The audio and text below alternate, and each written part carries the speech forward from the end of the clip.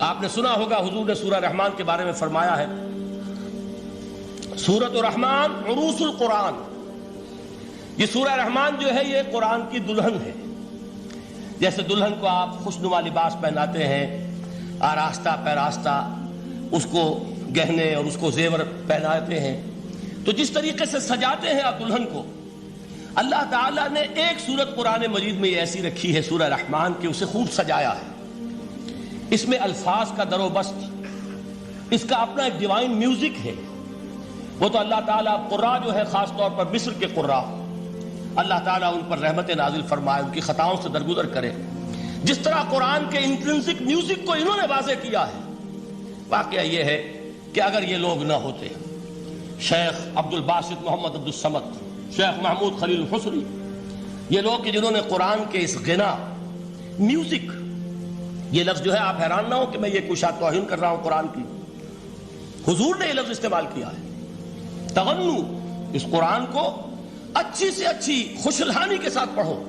من لم یتغن بالقرآن فلیس منا، جو قرآن کو بہتر سے بہتر انداز میں، اچھی سے اچھی آواز میں، خوشلحانی کے ساتھ پڑھنے کی کوشش نہیں کرتا، وہ ہم میں سے نہیں ہے. بلکہ ایک مرتبہ حضور رات کے وقت آپ گشت پر تھے اپنے ساتھیوں کے حالات معلوم کرنے کے لیے.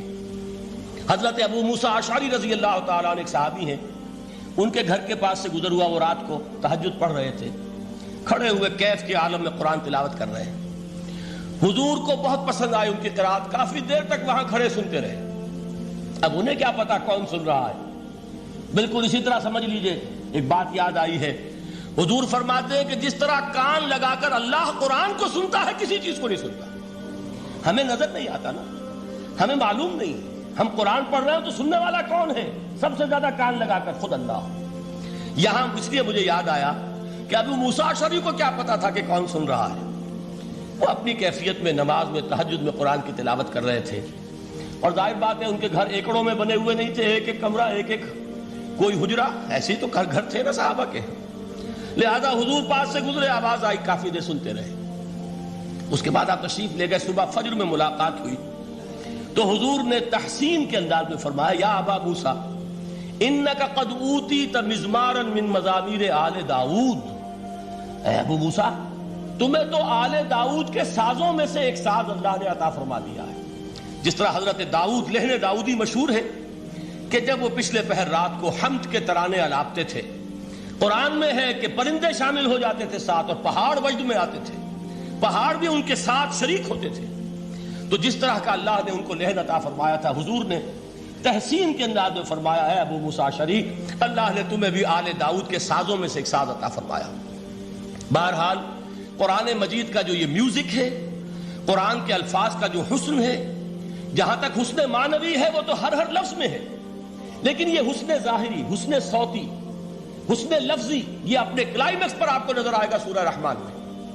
لیکن قرآن میں یہ سورت اس اعتبار سے بھی ممتاز ہے، اس کی 4 آیات پر ذرا توجہ کریں گے، عجیب حقائق سامنے آئیں گے. جہاں یہ قرآن مجید کے حسن صوت اور حسن لفظی کی معراج ہے، وہیں اس کی پہلی 4 آیات میں 4 چوٹی کی چیزوں کا ذکر ہے، سب سے اونچی چیزیں.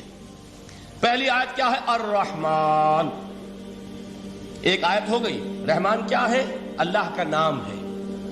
کبھی آپ نے غور کیا اللہ کے ناموں میں سب سے پیارا نام کون سا ہوگا؟ رحمان. کیوں؟ اس کا مادہ کیا ہے؟ رحمت. ہمیں سب سے بڑھ کر جس چیز کی ضرورت ہے وہ کیا ہے؟ رحمت خداوندی. نام اچھی طرح سن لیجئے اس حضور کے قول کو. حضور فرماتے کوئی شخص جنت میں مجرد اپنے عمل کی بنیاد پر داخل نہیں ہو سکے گا جب تک کہ رحمت خداوندی دستگیری نہ کرے. کسی صحابی نے بڑی ہمت اور جرأت کا ثبوت دیا کہ پوچھ لیا کیا حضور آپ بھی؟ جب آپ نے فرمایا کوئی شخص داخل نہیں ہو سکتا جنت میں محض اپنے عمل کی بنیاد پر جب تک کہ رحمت خداوندی جو ہے وہ دستگیری نہ فرمائے. پوچھا گیا کیا آپ بھی؟ آپ نے فرمایا ہاں میں بھی. آپ انداز کیجئے کہ اگر محمد الرسول اللہ بھی رحمت خداوندی کے ضرورت مند ہوں تو تاب دیگراں چے رسد، ہماری تو سب سے بڑی ضرورت رحمت خداوندی ہے. اب یہ رحمت جو ہے قرآن مجید میں اللہ تعالیٰ کی یہ شان 2 الفاظ کے ذریعے سے آتی ہے، رحیم اور رحمان. اور کوئی مادہ نہیں ہے جس سے 2 نام بنتے ہوں اللہ کے. لیکن یہ مادہ ہے واحد رحمت کا کہ جس سے رحمان بھی ہے رحیم بھی ہے. رحیم صفت مشبہ ہے، رحمت دائم ہو جائے گی، مستقل ہوگی تو رحیم کہیں گے.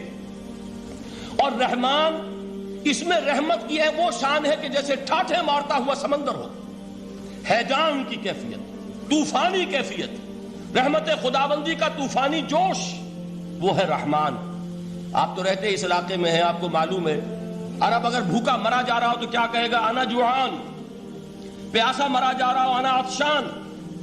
بہت غضبناک ہوگا غضبان، غضبان آصفہ قرآن میں آیا ہے، بہت غضبناک. رحمان جس کی رحمت جو ہے جوش میں ہے، ٹھاٹھے مارتے ہوئے سمندر کے مانند. تو یہ اللہ تعالیٰ کے ناموں میں سب سے پیارا نام. اب آگے چلیے. الرحمن علم القرآن، رحمان نے قرآن سکھایا. رحمت خداوندی کا سب سے بڑا مظہر، رحمان کی رحمانیت کا سب سے بڑا مظہر قرآن ہے. ان میں جو منطقی ربط ہے اس کو سمجھتے جائیے. اچھا آپ یہ سوچئے، جو علم بھی انسان کو حاصل ہوا وہ کس نے دیا؟ اللہ نے. سائنس کا علم کس نے دیا؟ اللہ نے. علم آدم الاسماء کلہا، وہ علم الاسماء جو حضرت آدم کو دے دیا گیا تھا ازل میں، یہ اسی کا ظہور ہے، یہ اسی کی ایکسفولیشن ہے جو ہو رہی ہے اور ہوتی رہے گی ابھی. اور دوسرے علم ہے وہ کس نے دیے؟ اللہ نے دیے. لا یحیطون بشیء من علمہ الا بما شاء، مخلوق میں سے کوئی اللہ کے علم میں سے کسی شے کا احاطہ نہیں کر سکتا مگر وہ جتنا اللہ دینا چاہے. لیکن یہ کہ تمام علوم میں چوٹی کا علم قرآن. نوٹ کرتے جائیے، اب چوٹی کی چیزیں جمع کیجیے. اللہ کے ناموں میں چوٹی کا نام رحمان. اللہ نے جو کچھ انسان کو سکھایا اس میں چوٹی کا علم قرآن. خلق الانسان، انسان کو پیدا فرمایا. سوال یہ کہ حیوانات کو کس نے پیدا فرمایا؟ آسمان کس نے پیدا کیے؟ زمین کس نے پیدا